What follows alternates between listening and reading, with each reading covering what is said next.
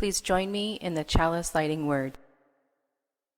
In the light of truth, in the warmth of love, we gather to seek and seek to share.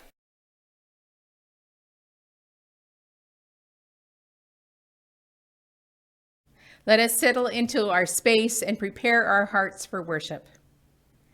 Our opening words are from Reverend Louis McGee, an African-American Unitarian minister who served congregations from 1949 through the 1960s. His words are as valid today as they were then. We may have it.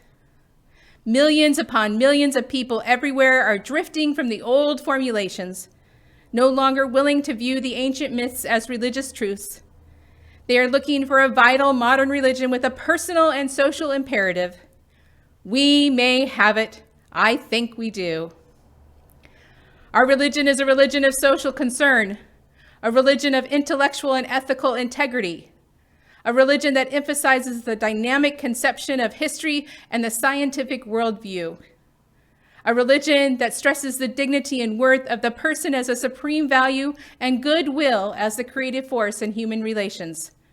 This religion can and ought to become a beacon from which this kind of faith shines. Welcome this morning to our annual Flower Communion. Come, let us worship together. Please lift your spirits and voice to sing our opening hymn, Just as Long as I Have Breath.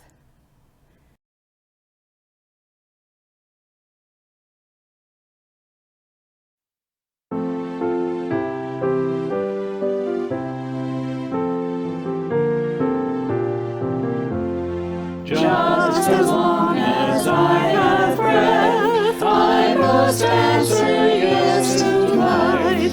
Though with pain I make my way, still with hope I meet each day.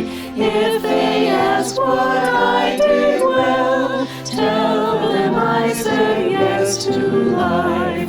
Just as long as vision lasts, I must answer yes to truth. In my dream and in my dark, always that elusive spark. If they ask what I did well, tell them I say yes to truth. Just as long as my heart beats, I must answer yes to love. Disappointment pierced me through, still I kept on loving you. If they ask what I did best, tell them I said yes to love.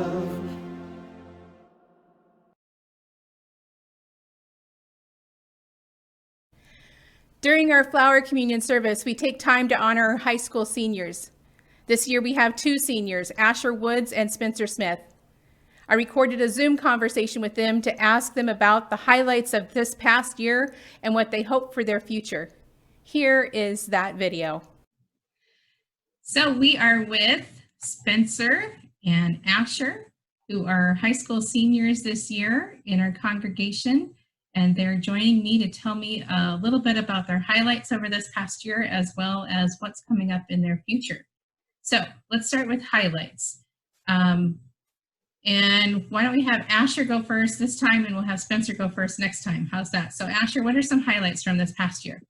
There's a lot of highlights. First one that comes to mind is joining the vocal jazz choir at the high school, at Wenatchee High School. I didn't sing, but I've been playing guitar for them, and it was really great because that was the first music ensemble I've been in since 5th grade, and it was the first time that I've been really truly passionate about learning an instrument and being good at it. So that was a big highlight for me. My uncle moved from Michigan, so now I see him, or I did see him all the time before quarantine, but it's good to have him here. There have been a lot of highlights, so it's hard to combine them down to one without taking up 20 minutes of everybody's time. You're perfectly fine. If you want to give us a couple more, you're fine. Yeah, my aunts got married. That was back in December, and it was really sweet. It's really fun to see them get married because I love them both a lot. I auditioned for On August 9th, and I've been looking forward to that for the last 3 or 4 years. And I got in. Unfortunately, we're not doing it this year, just because of health concerns. But I auditioned and I did really well, and I got in, and that was a big highlight for me. Awesome. Awesome. Cool. Spencer, what about you? Yeah, one of my biggest highlights probably was just having a senior band year. It's also music related. So at Wenatchee High School, every year we have these big field shows that we put on, and we go around the state with competitions. And that was, that's always an emotional thing when it's your senior year and it's the last one you're ever going to do. Right. And we got second place overall this year, which was really, really nice. That's a big highlight. But also, sadly, we don't get to go to, we planned to go to Victoria, Canada this year during the spring, but health concerns, so we didn't go. Another big highlight was, I guess, getting accepted to UW. It's a small thing, but it's exciting because I'm definitely looking forward to that for next year and upcoming years. Yeah. Cool. So, what are your hopes and dreams for the upcoming year or for your future? Spencer, we'll start with you this time. My hopes for the upcoming year is that I get to at least go to college in person a little bit, maybe, because I think that'd be a really good experience to have. But I guess I just want to grow as a person and grow with my friends and family. I think college will really help that. It's a good place to go. Cool. And Asher, what about you? Well, I had an epiphany recently. I'm not going to college this coming year, but the year after, taking a gap year to work and figure out what I really want to do. But I had an epiphany that I really want to major in performance art. So that's my plan after I apply to college and get accepted wherever that is.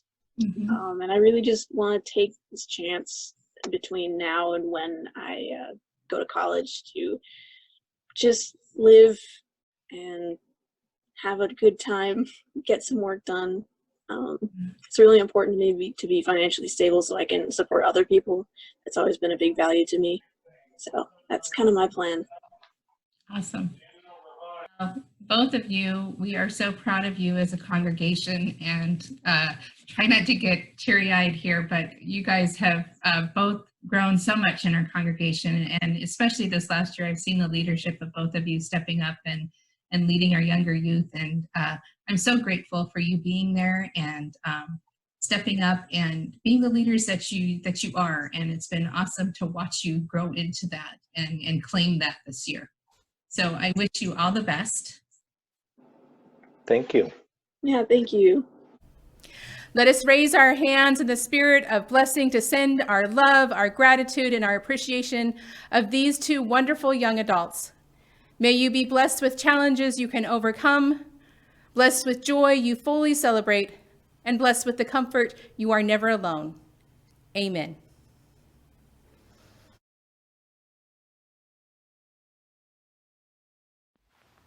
We began beekeeping when we moved to our house in 2015. After the fire experiences, we felt like this would be a much needed, positive, and renewing experience for our family. We had always been interested in beekeeping, but had never had the opportunity.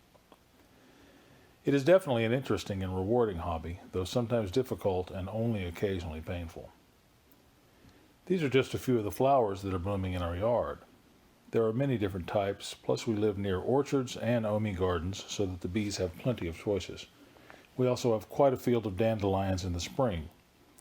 Those are really the first abundant food source of the year. This is a color chart of many pollens from different plants that the bees can harvest. This worker bee is loaded with pollen on her way back to the hive. There are several different ways to obtain hives and bees for hives. One is to purchase what is called a package of bees. It comes with a queen in a cage. Here you see her marked with a green dot.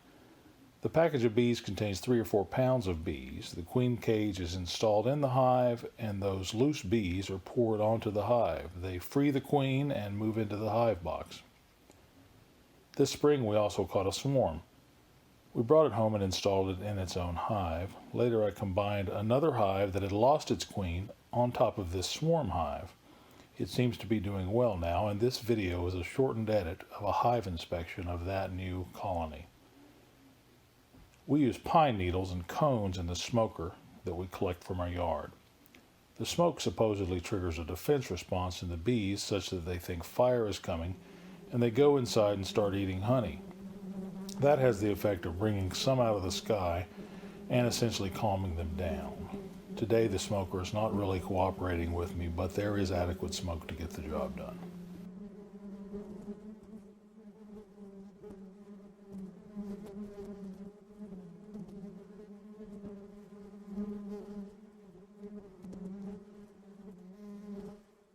Here I am removing the lid, the inner cover, and this metal queen excluder. The queen excluder keeps the queen from climbing through and going up into the honey boxes that will later be installed.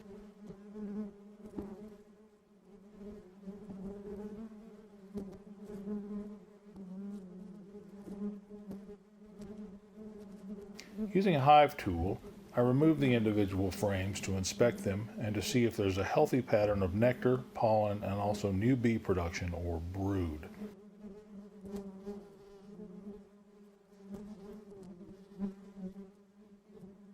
I look for the queen, but she is often elusive and I don't see her.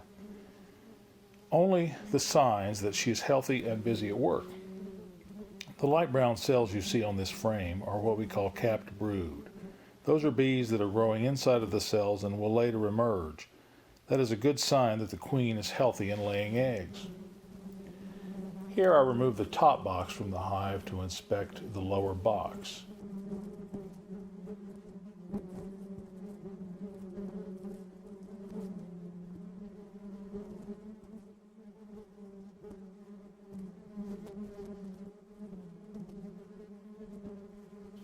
The newspaper you see me tear away from the edge is left over from the combination process of putting two hives into one. That is a special process and I won't go into it here.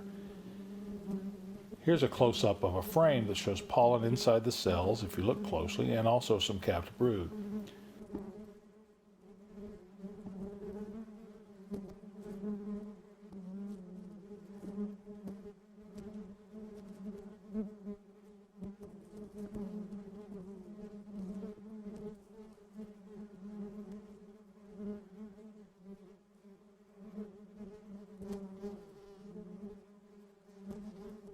This frame shows an excellent pattern of capped brood. This queen is very healthy and doing a great job. So as you can see, Flower Communion around the Happy Place Homestead is a celebration of the interconnected web of existence and a labor of love that lasts all year long. At the end of the summer, if we're lucky, we remove many frames of capped honey. This is spun using a centrifugal extractor to give us the final sweet product, though for us, keeping the bees alive is a much bigger job and higher priority than collecting honey. But it is a nice bonus.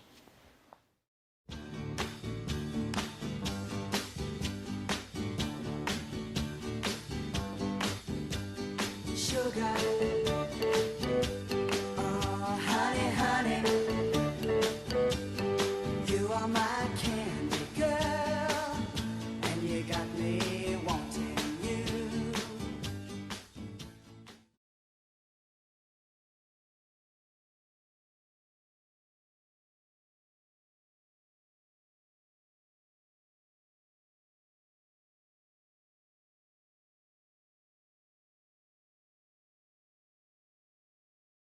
Hi, my name is Marta Flores. These are some poems I wrote for the flowers. Flowering consciousness. Awakening to the universe, a flower, appearing delicate, vulnerable, yet strong, growing and blooming into brightness and boldness. This flower will bear fruit and propagate itself, continuing to flower the imagination and the soul. A new day, a new garden, a new consciousness.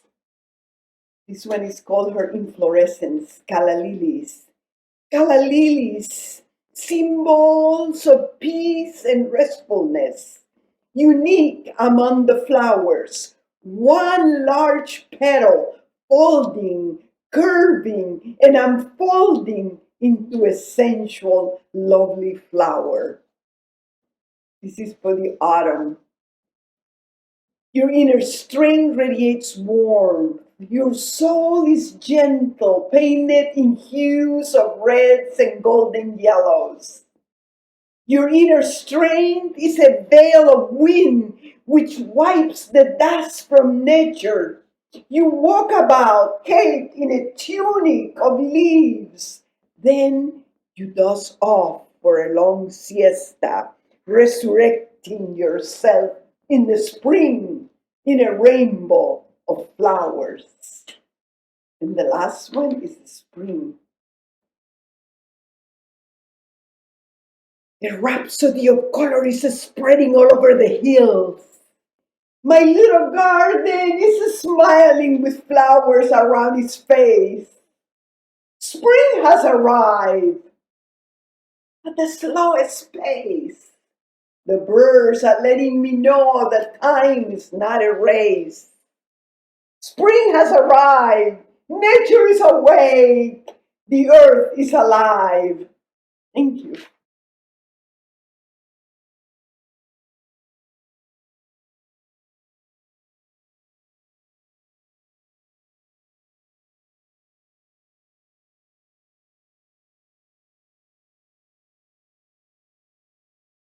Hi, I'm Diane McKenzie. I was asked to talk to you about my favorite wildflower.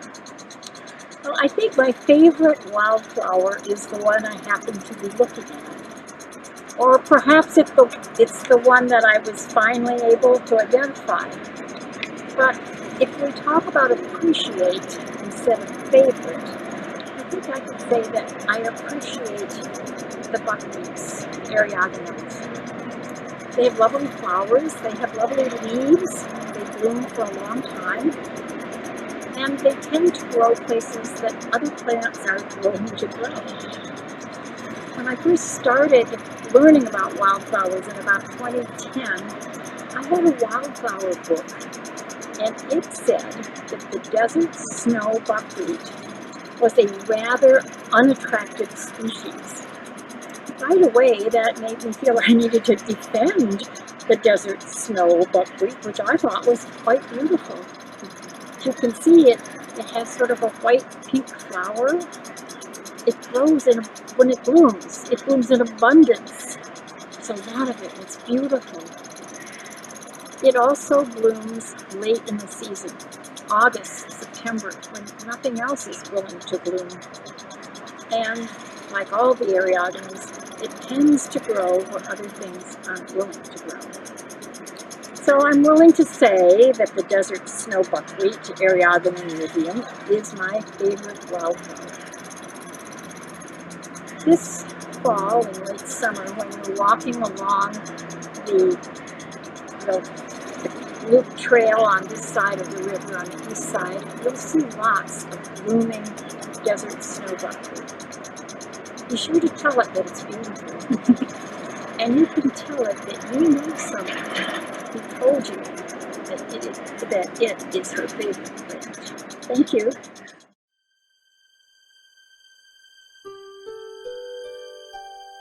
All of Us Are Beautiful by Thomas Rhodes. We come in a variety of colors, shapes, and sizes. Some of us grow in bunches. Some of us grow alone. Some of us are cupped inward. And some of us spread ourselves out wide. Some of us are old and dried and tougher than we appear. Some of us are still in bud. Some of us grow low to the ground. And some of us stretch toward the sun. Some of us feel like weeds sometimes. Some of us carry seeds sometimes. Some of us are prickly sometimes, some of us smell. And all of us are beautiful. What a bouquet of people we are.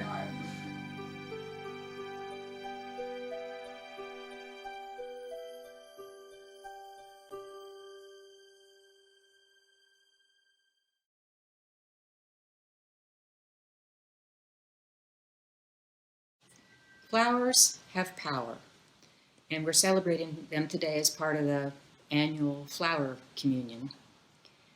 So I wanted to share a few flowers from our yard with you. Flowers have power because they're beautiful, they're colorful, they come in all different shapes and sizes, they smell really good, like this mock orange. And they also are fun to play with. Snapdragons are fun to play with. Many of us have done this as kids. They're also tasty. They're good in salad, nasturtiums, pansies. So many of us are just nuts about flowers because they do attract us that way. And I'm one of them. They're also comforting. If someone is not feeling well, is sick or has had a loss, we send them flowers to comfort them. Chuck and I also get a lot of comfort from watching wildlife use the flowers in our yard. Shrubs for habitat, shrubs and trees, and then we really enjoy watching hummingbirds and butterflies and bees using a lot of the flowers that we cultivate. So besides attracting us and comforting us, another part of the power of flowers is that they connect us. They connect us to place, and they connect us to each other. And this is one example of a plant that always comes to mind when I think about plants in place, and this is the Harrison Gold Rose. And it's a plant that was commonly brought west and established in old homesteads, along with lilacs and rhubarb plants. And we came by this Harrison Gold Rose for our yard while on a hike from the Horse Lake area to Yaxon Canyon a long time ago, probably 15 to 20 years ago.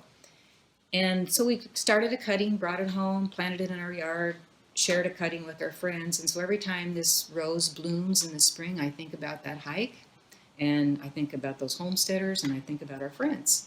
So it's a very strong association and connection for me with place and people.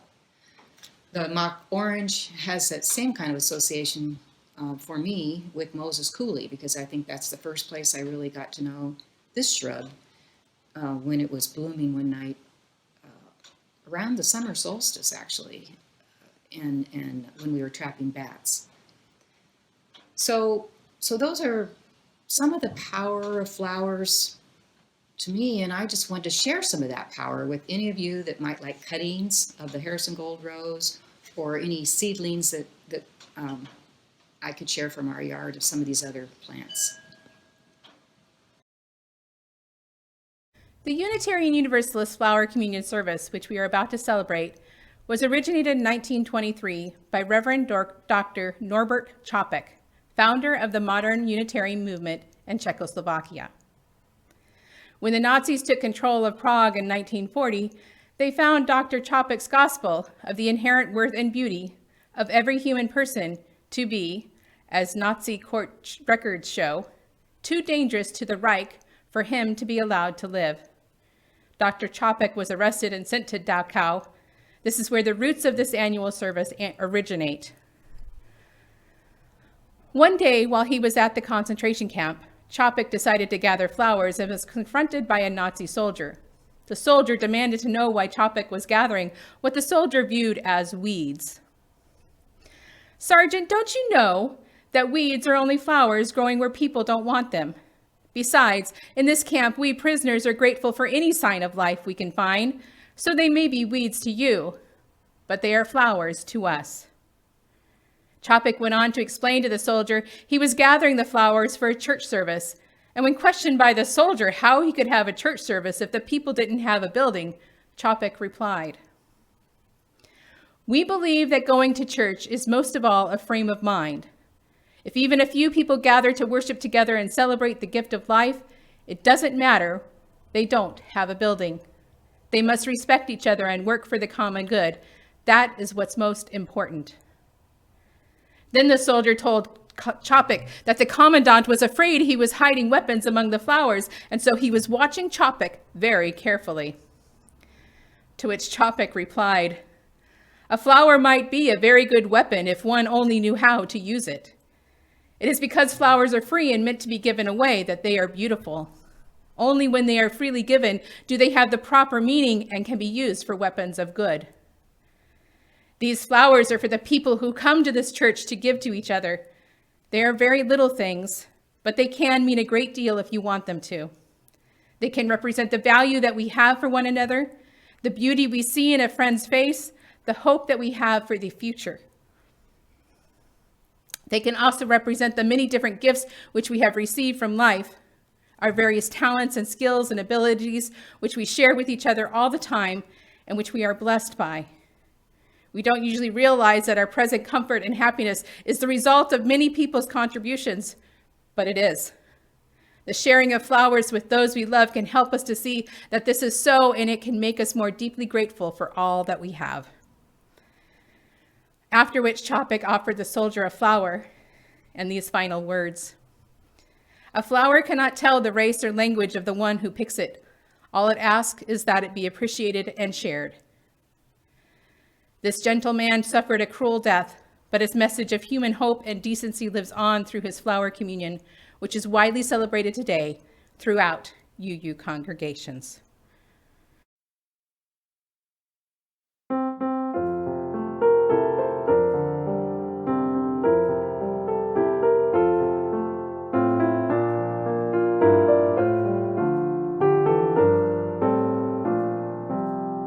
In the bulb there is a flower, in the seed of that apple tree.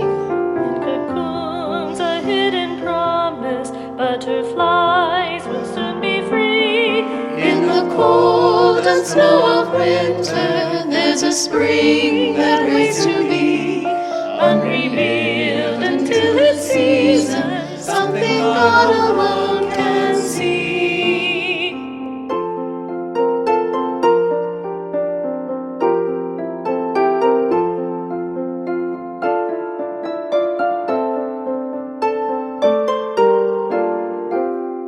There's a song in every silence, seeking word and melody.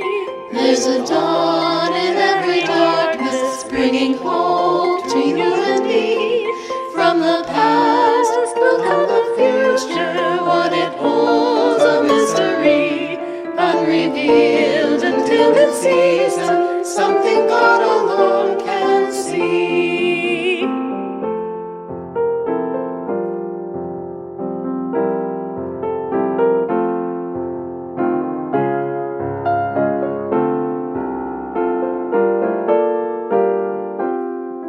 In our end is our beginning, in our time infinity. In our doubt there is believing, in our life eternity. In our death a resurrection, and the last a victory. Unrevealed until its season, something God alone can see. Unrevealed until its season, something God alone, which God alone can see.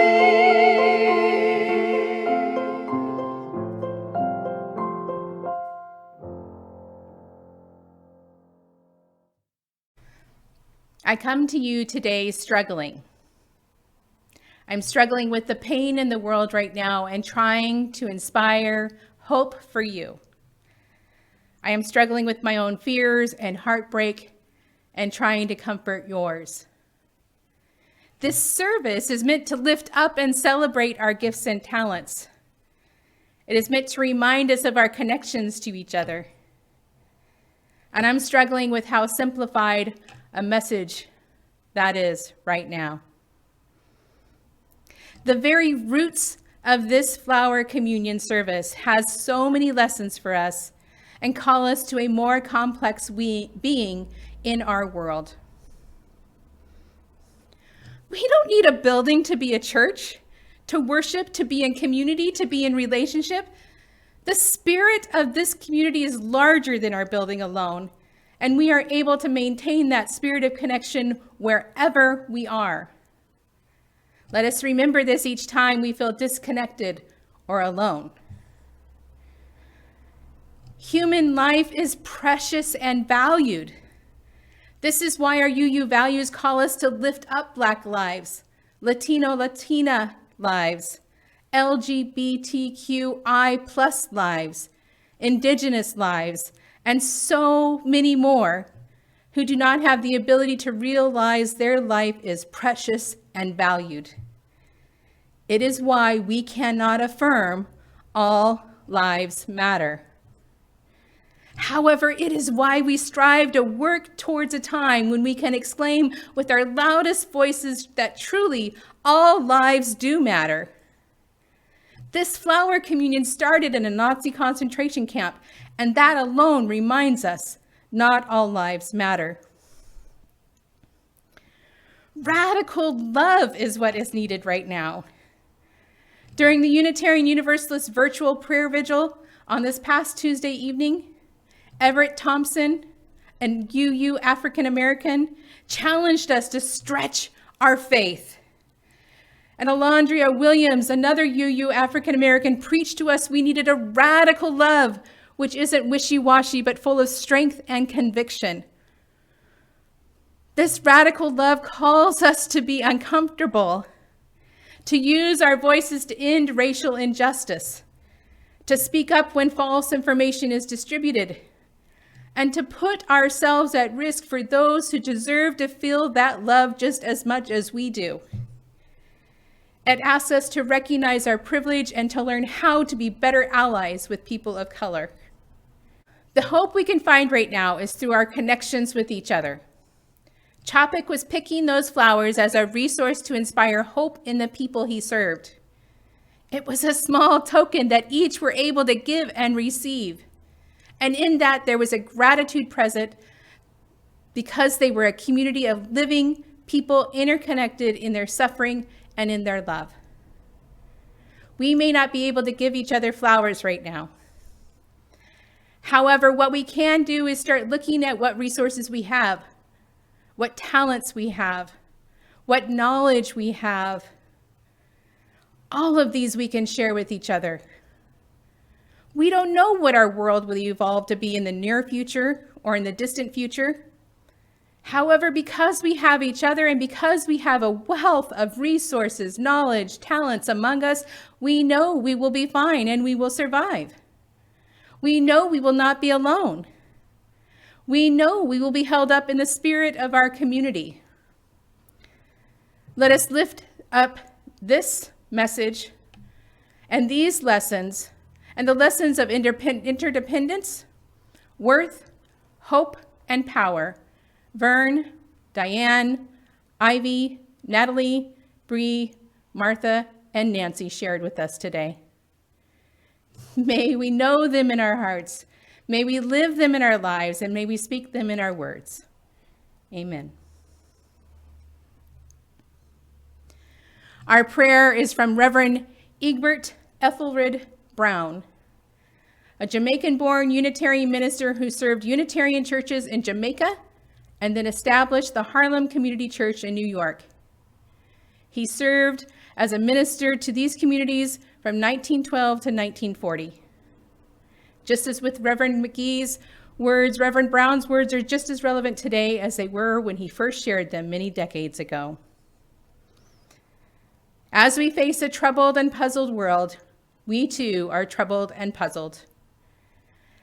As our fond dreams unrealized and our bright hopes of yesterday wither in the bitter disappointments of today, our courage fails, our spirits droop, our faith trembles, and frustrated, we bow our heads in despair. Nevertheless, we come to God in this hour of worship in this house of prayer. As we pray for peace in our time, O God, may we ourselves be at peace with the world, with ourselves, and with Thee. May we know that without love, there will never be peace. Teach us, therefore, to love. What does this world need more than love? May we, after hearing the message of the day, leave this place inspired and strengthened, faithfully to fulfill the duties of tomorrow. Amen. Love be with you. Please raise your spirit and voice to sing our closing hymn. Now let us sing.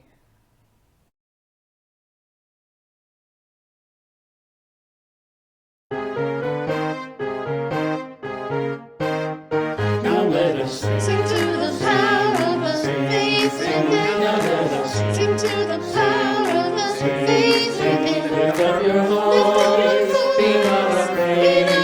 Now let us sing to the power of the faith within. Now let us sing to the power of the faith within. Now let us sing to the power of the faith within. Lift up your voice, be not afraid. Sing to the power of the faith within. Now let us sing to the power of the faith within. Now let us sing to the power of the faith within. Lift up your voice, be not afraid. Now let us sing to the power of the love within. Now let us sing to the power of the joy within. Now let us sing to the power of the joy within. Lift up your voice, be not afraid. Now let us sing to the power of the joy within.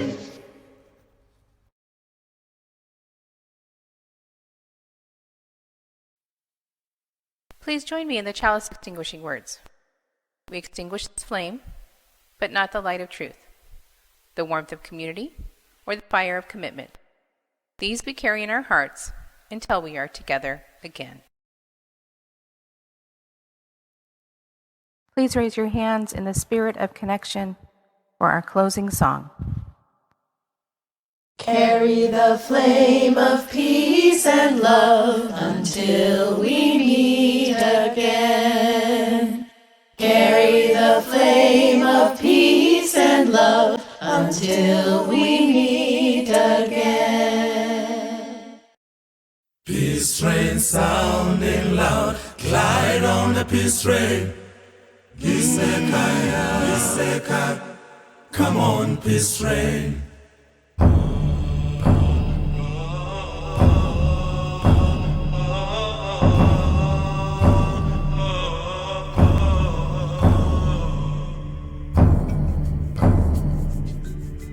Peace train on its way.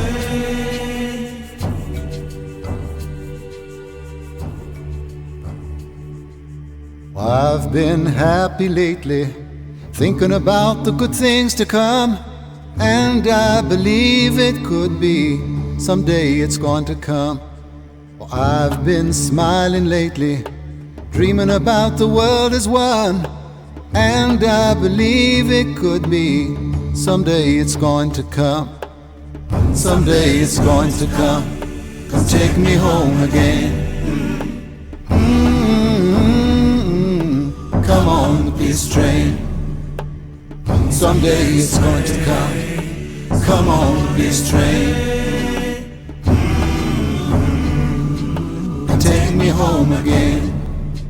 Oh, peace train sounding louder. Glide on the peace train. Come on the peace train.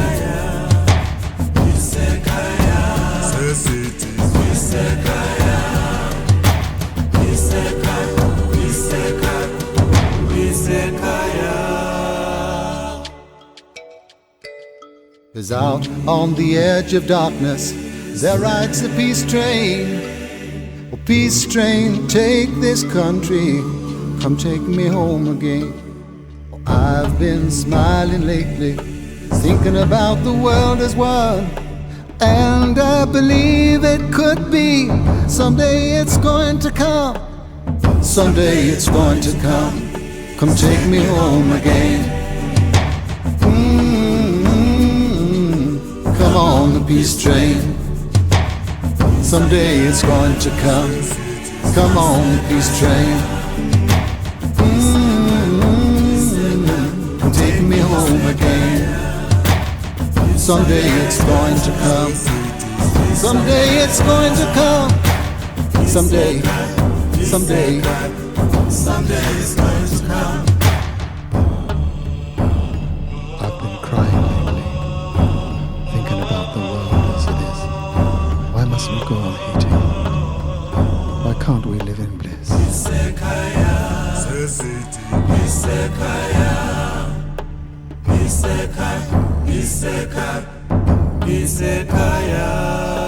Peace train sounding louder, glide on the peace train. Come on, peace train.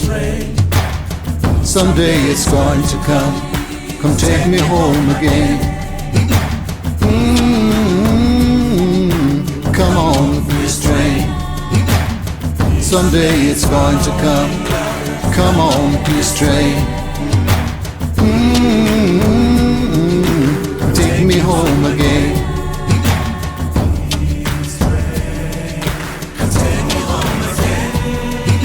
Come take me home, come take me home, come take me home again. Someday it's going to come take me home again. Come on, peace train.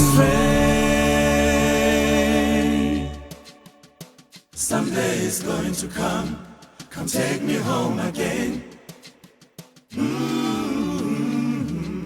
Come on, peace train. Someday it's going to come take me home again. Come on, peace train. Someday it's going to come take me home again.